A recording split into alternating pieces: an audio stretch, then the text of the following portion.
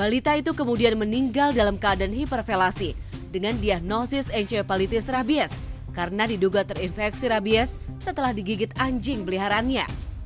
Kementerian Kesehatan mengumumkan jumlah kasus rabies di Indonesia selama Januari hingga April 2023 sebanyak 31.113 kasus dengan 11 kasus kematian. Penyakit rabies yang dibiarkan tanpa penanganan memang bisa berujung fatal, namun 3 langkah sederhana bisa dilakukan untuk mencegah rabies. Pertama, vaksin hewan peliharaan. Vaksin rabies pada anjing atau kucing wajib dilakukan saat peliharaan menginjak usia 4 bulan. Umumnya perlu diulang sebanyak 1 tahun sekali sesuai anjuran dokter hewan. Kedua, jangan biarkan hewan peliharaan berkeliaran. Sebaiknya jangan biarkan hewan peliharaan berkeliaran sendiri di luar rumah. Pasalnya jika ia bertemu hewan liar dan berinteraksi, resiko terkena rabies menjadi semakin tinggi. Ketiga, jangan pelihara hewan liar. Pemilik hewan peliharaan cenderung memiliki rasa empati yang tinggi terhadap hewan liar. Jika dirasa hewan tersebut membutuhkan tempat tinggal yang layak, boleh saja dilakukan. Asal periksakan hewan liar terlebih dulu ke vet untuk memastikan kesehatannya. Selamat pagi pemirsa Hidup Sehat, apa kabarnya? Mudah-mudahan selalu sehat seperti saya Intan Somadina dan juga saya Dr. Vito Damir, terima kasih Intan ya. Tadi kita bahas bahwa video sebelumnya itu sangat memprihatinkan bahwa ternyata sampai saat ini ada orang yang belum sadar bahwa binatang peliharaan bisa menularkan virus yang berbeda fatal, itu rabies. Yes, betul sekali Dr. Vito. Tadi kita bisa melihat ya bahwa tadi adik itu harus meninggal dunia. Dokter, tapi ini jadi pertanyaan adalah apakah kalau kita tergigit binatang yang ada rabiesnya, ini bisa menyebabkan meninggal, Dok? Ya betul, bisa karena memang komplikasi yang terutama mengenai otak dan saraf yaitu, dan juga karena rabies ini menyebabkan adanya kelemahan otot dan ini sangat berbahaya, bisa menyebabkan orang tidak bisa bernafas, jantung berhenti mendadak, ataupun gejala-gejala yang seperti kelainan pada saraf. Nah, jadi paling penting adalah kalau orang misalkan tergigit oleh binatang yang bukan peliharaan dia, apalagi ya, peliharaan dia pun masih mungkin bisa terjadi demikian, maka itu bisa mengakibatkan terjadinya perpindahan virus atau lisa virus. Jadi penting kalau digigit atau kena cakaran atau ada luka, jangan sampai kena air liur, dicuci dengan air mengalir, cuci dengan sabun dan juga dioleskan dengan povidone iodine, lalu dibawa ke UGD untuk dilakukan penanganan lebih lanjut. Oke, nah dokter berarti mungkin kalau punya binatang juga harus disuntik anti rabies ya, dokter ya. Oke, nah dokter ini juga kita punya informasi lainnya pemirsa, ada artis Hollywood yang menderita penyakit langka. Ini dia liputannya.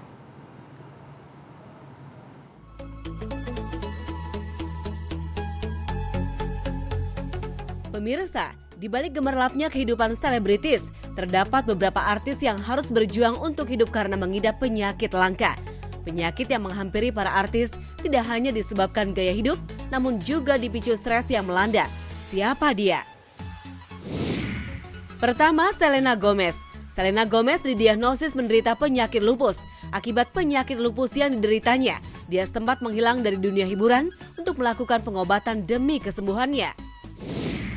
Kedua, Lady Gaga. Gaga mengidap penyakit fibromialgia. Penderita penyakit ini mengalami nyeri kronis, yaitu nyeri yang terjadi pada banyak jaringan tubuh di beberapa area. Orang yang menderita penyakit ini juga bermasalah dengan pola tidur, emosi, dan aspek kehidupan sehari-hari. Ketiga, Ariana Grande. Pelantun lagu Thank You Next ini mengidap penyakit post-traumatic stress disorder.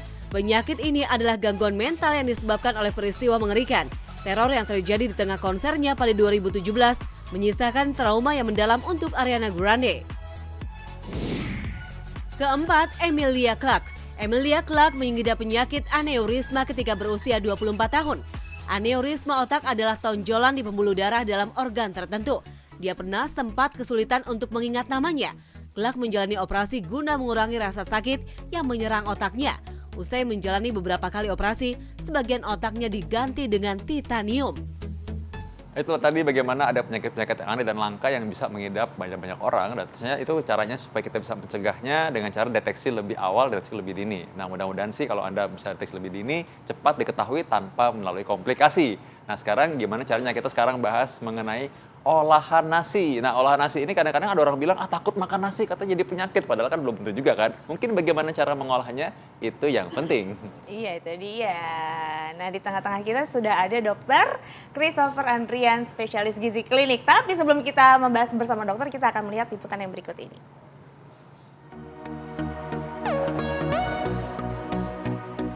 Nasi putih merupakan makanan pokok sebagian besar masyarakat Indonesia. Sebagian orang bahkan menganggap belum makan jika belum makan nasi. Namun belakangan banyak orang yang berhenti mengonsumsi nasi putih atau beralih mengonsumsi nasi hitam, nasi coklat, atau nasi merah karena dianggap lebih menyehatkan. Sementara nasi putih diyakini bahwa setelah mengonsumsinya, kadar gula darah bisa melonjak naik. Dan jika tubuh tidak segera mengolahnya sebagai sumber energi, hal ini dapat menjadi pemicu penyakit diabetes. Namun belakangan masyarakat meyakini bahwa perbedaan cara memasak dan mengolah nasi putih akan menyebabkan respon glukosa berbeda. Kadar gula dalam nasi putih mampu berkurang. Benarkah? Nah, untuk menjawab fakta mitos seputar nasi putih, Hidup Sehat akan membahasnya kali ini. Iya, itu dia tadi ya, nasi yang biasanya jadi musuh bagi orang-orang yang katanya mau sehat dan mau diet. Tapi nanti dulu, itu mungkin karena tidak tahu bagaimana cara mengolahnya. Dokter Christopher Andrian, nah kita punya depan kita nih ada nasi, bubur, ada juga ketupat, tapi kita akan bahas dulu fakta atau mitos berikut ini. Nah, Bell's palsy adalah kelumpuhan otot wajah yang menyebabkan salah satu sisi wajah tampak melorot. Kelainan ini juga dikenal dengan istilah lain, yaitu penyakit kelumpuhan saraf wajah akut. Kondisi ini membuat sebagian orang sering menduga Bell's palsy adalah gejala stroke. Ini Ya, Ya, dokter. ya tadi Nah, Bell's ini- palsy, lain iya, lagi ya kalau beda ya, orang Kak? karena kena, maka orang pikir ini stroke padahal bukan. Nah tapi nasi ini kan orang suka bilang, oh stroke nih gara-gara nasi kebanyakan, padahal nasi mungkin dia nggak tahu caranya masaknya. Oke, mungkin secara singkat dulu ya, mungkin apakah nasi sebenarnya sejahat itu? Enggak, Enggak. jahat dong. Oke. Karena nasi itu merupakan sumber karbohidrat. Mm-mm. Tubuh kita masih perlu. Mm. Nah, cuman ada beberapa trik supaya gula di dalam nasi ini bisa indeks glikemik yang lebih rendah dan kalorinya juga bisa lebih kecil. Mm. Kan yang orang takutkan makan nasi itu karena karbohidratnya tinggi, Iya. kalorinya besar, jadi bikin saya gemuk, gula darah saya naik. Jadi yang kita harus kenali yang pertama adalah indeks glikemik. Indeks glikemik itu adalah kemampuan suatu makanan dapat meningkatkan gula darah secara cepat. Dikatakan tinggi itu kalau misalnya dia 100, itu bahan bakunya tuh kayak roti putih, teh manis gitu, tuh 100 tuh. Oh, paling cepat. Nah, kalau nasi baru mateng, ngebul dari rice cooker gitu ya, indeks glikemik itu sekitar 91. Tinggi dong berarti. Tinggi. Ya? Ketika Ini beda sama kalori ya dokter ya? Beda sama Ya, biar kalori. pemirsa tahu juga nih. ya, itu kemampuan dia untuk meningkatkan gula darah secara cepat, cukup tinggi. Kita diemin sebentar, lumayan adem gitu ya, dingin, indeks glikemik akan turun. Sekitar 80-an, 70-an gitu. Nah, Kalau dingin. Kalau agak dingin gitu. Nah, ada juga penelitian yang memperlihatkan ternyata ketika si nasi baru matang ini terus kita masukkan ke dalam kulkas selama lebih dari 20 jam, terus kita panaskan lagi, itu indeks glikemiknya bisa turun lagi. Oh. Bisa cuman sekitar 50-60-an. Kenapa? Karena ada yang namanya resistant starch yang meningkat di situ. Adalah zat pati yang sulit dicerna sama tubuh. Sekaligus jumlah air juga berkurang di dalam si nasi itu.